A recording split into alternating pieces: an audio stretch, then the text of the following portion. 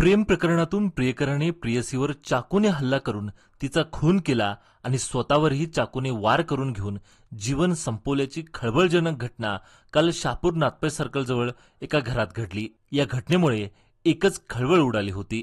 आज सकाळी शहापूर पोलीस स्थानकात मृत प्रशांत यांच्या घरच्या लोकांनी आणि येळ्ळूर गावातील नागरिकांनी दाखल होऊन आपल्या मुलाचा या प्रकरणात घात झाला असून मुलीच्या घरच्यांनीच आपल्या मुलाला मारून टाकल्याचा संशय व्यक्त करण्यात आला।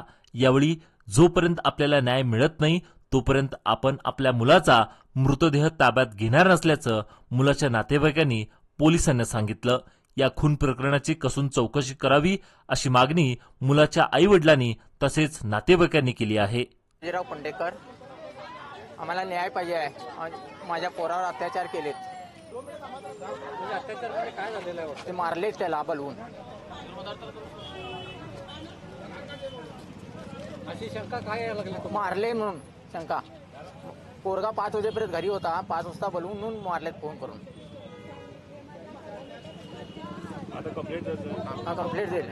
आता काय म्हणून मागणी केलेली आहे तुम्ही? न्याय मिळू दे म्हणून। कशा प्रकारचं नाही हे का मारले, कशाबद्दल मारलेत? बोलून माझ्या लेकाचा घात करले आणि माझ्या लेकास न्याय मिळवून देवा गा बाबानो। माझ्या लेकाचा लय वेटला घात केल्याने बाबा।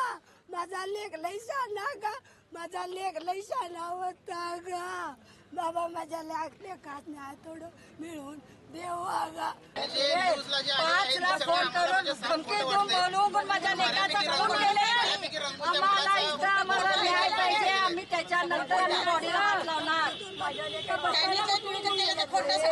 त्याने काय केलं? माझ्या लेकाचा त्याने खून केला। खून करून 5 ला माझ्या मुलाला बोलवून खून केले।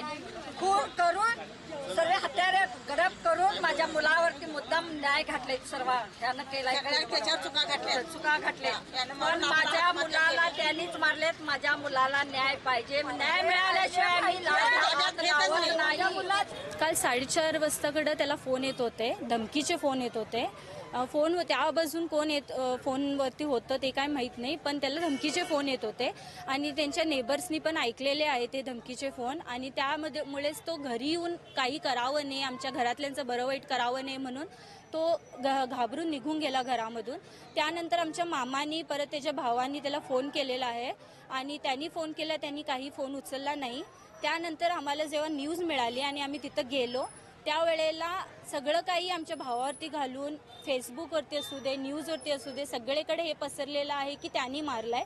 पण आम्हाला वाटत नाही की त्यांनी मारलाय आणि त्याची जी अवस्था केलेली आहे शरीराची त्यावरती तर त्या बघून आम्हाला वाटत नाही की ते तिला मारून स्वतःला मारून घेतला असं आम्हाला वाटत नाही। त्यामुळे आमची एकच रिक्वेस्ट आहे पोलिसांकडून की चांगली इन्व्हेस्टिगेशन करून आम्हाला न्याय द्यावं एवढंच। अशा दोषारोपामुळे या खून प्रकरणाला नवे वळण प्राप्त झाले असून नवीन कलाटणी मिळाली आहे।